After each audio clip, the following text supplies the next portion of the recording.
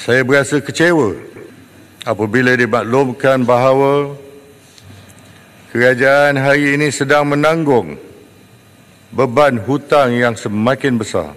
Sektor manakah yang mendorong kerajaan terpaksa membuat pinjaman untuk membiayainya? Jadi isi rumah yang berpendapatan RM4,000 ataupun RM8,000 kadang-kadang sebulan ya, kadang-kadang cukup makan. Kerajaan yang ada pada hari ini adalah kerajaan yang pandai bercakap saja. Kita kata jangan hutang lagi. Ingat, kalau kita lihat ini sama dengan 8.000 sekolah kita perbaiki. 5 juta nelayan bisa hidup. 5 juta dengan uang yang ada di sini. Kalau kita punya keberanian untuk kelola dengan baik,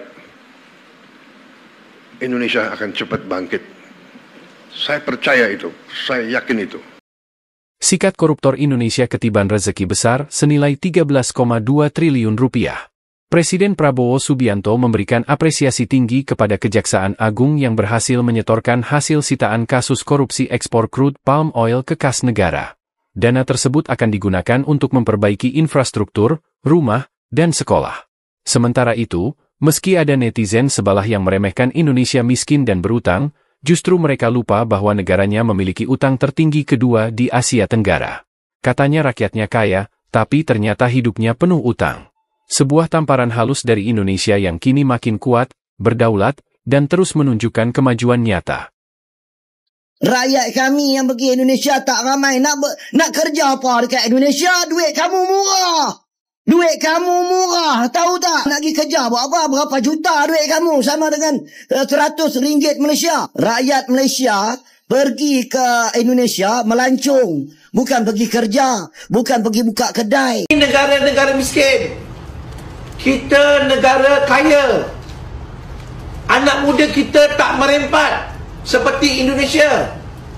Dakwaan Malaysia banyak berhutang dengan negara jiran Indonesia adalah tidak betul dan hanya 2.5% sahaja hutang negara adalah pinjaman luar.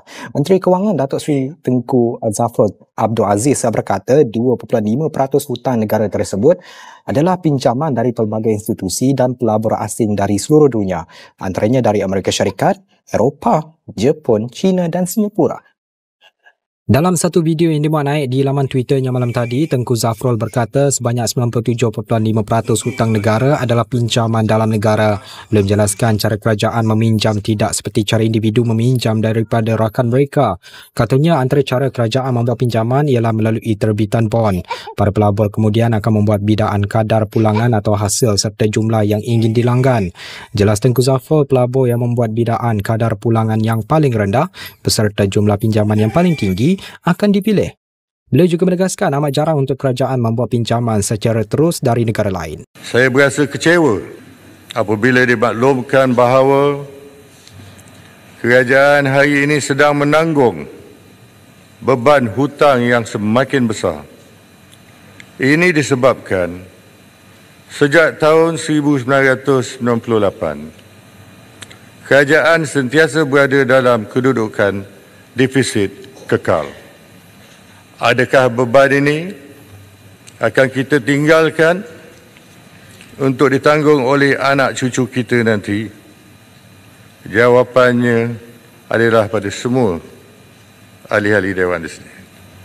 Keadaan kewangan kerajaan yang telah lama lemah akan menyukarkan kerajaan untuk melaksanakan projek pembangunan baru atau memberikan suntikan keuangan bagi merancakkan pertumbuhan ekonomi. Rakan saya, Syaf Syukri, ada perincian data berkenaan dengan hutang isi rumah Malaysia yang dikatakan antara yang tertinggi di rantau ini. Syaf, benarkah fakta itu? Benar Zul, dan sekarang dapat anda saksikan ini merupakan data yang dikongsikan oleh Bank Negara Malaysia dan juga Jabatan Perangkaan Malaysia. Seperti dapat anda saksikan di sini, dua negara berada pada kedudukan lebih daripada 80%, menyaksikan Thailand berada di hadapan dengan 89.3% dan Malaysia 89.0%, Singapura berada di kedudukan ketiga dengan 69.7% dan dua negara melibatkan Indonesia dan Filipina masing-masing dengan 17.2% dan Filipina dengan 9.9%.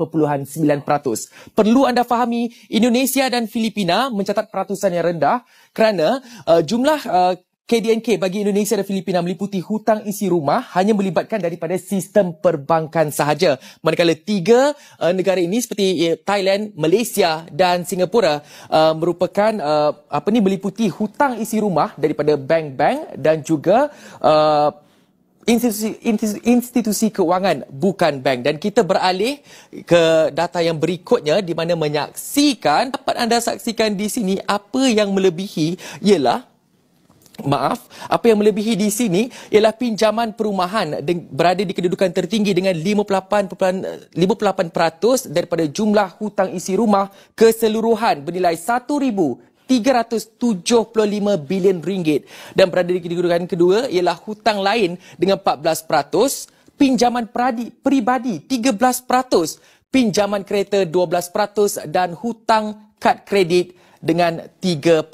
Dan menarik juga Zul, saya nak kongsikan apa implikasinya kepada jumlah ini. Mungkin kita nak beralih ke paparan yang seterusnya, dan ini mungkin memberi satu indikasi yang boleh membentuk kepada ketidakmampuan memiliki rumah. Seperti dapat anda saksikan di sini, peningkatan harga rumah lebih cepat dari pendapatan. Ini berdasarkan kadar pertumbuhan tahunan terkompaun dari tahun 2014 hingga 2020 menyaksikan jumlah pendapatan hanya mencatatkan kenaikan sehingga 2.1%, manakala harga rumah melebihi dengan 4.1%. Ini yang dikongsikan oleh Jabatan Perangkaan Malaysia dan juga Bank Negara Malaysia. Dan isi rumah mempunyai penampan simpanan yang rendah, di mana menyaksikan 76 isi rumah mempunyai simpanan kurang dari 3 bulan. Dan bakal peminjam juga sudah meminjam ataupun sudah mempunyai hutang yang cukup banyak, dan 65% peminjam menghadkan keupayaan mereka membuat pinjaman perumahan baru kerana sudah wujud hutang-hutang seperti hutang kereta dan pinjaman peribadi. Dan ini mungkin salah satu penyebab ketidakmampuan untuk memiliki rumah. Dan yang terakhir Zul ingin saya kongsikan ialah ketidakmampuan memiliki rumah kerana kita tahu bekalan rumah mampu milik juga tidak mencukupi. Salah satu info yang dikongsikan oleh kajian ini membuktikan bahawa rumah mampu milik berharga minimum paling kurang RM300,000. Dan untuk memiliki rumah mampu milik pada harga RM300,000, isi rumah perlu memperoleh pendapatan sehingga RM100,000 setahun. Dan ini menyaksikan mereka perlu memperoleh pendapatan bersih sebanyak RM8,333 sebulan. Namun ironinya, 76% isi rumah di Malaysia berpendapatan kurang daripada RM8,333.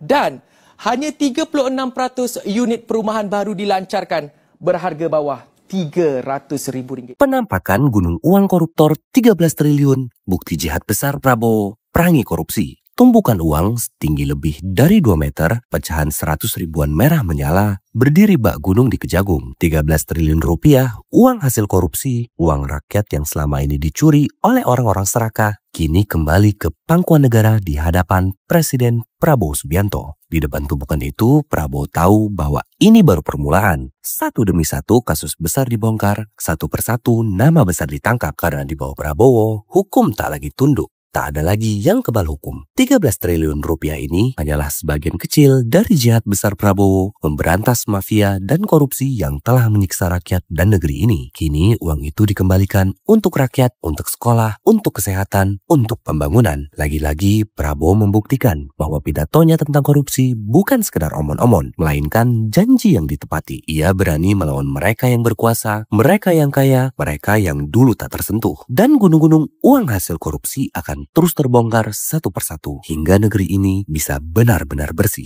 Salam Pancasila, Biro Suara Rakyat. Kebetulan ini pas 1 tahun saya dilantik sebagai presiden. Jadi saya merasa ini istilahnya tanda-tanda baik. Di hari 1 tahun saya menyaksikan pemerintah Indonesia, kejaksaan sebagai bagian dari pemerintah Indonesia memperlihatkan dan membuktikan kepada rakyat kerja keras, kerja yang gigih, yang berani sehingga bisa membantu negara menyelamatkan kekayaan. Ingat, kalau kita lihat ini sama dengan 8.000 sekolah kita perbaiki. 5 juta nelayan bisa hidup. 5 juta dengan uang yang ada di sini.